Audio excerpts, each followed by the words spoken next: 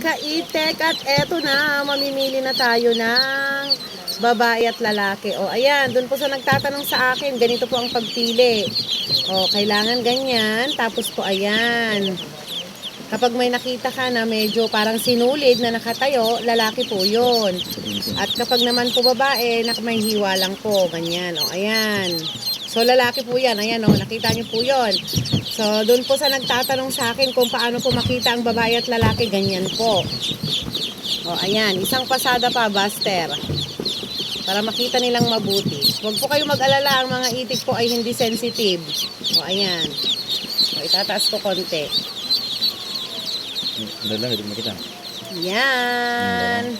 O, yan po, ganyan.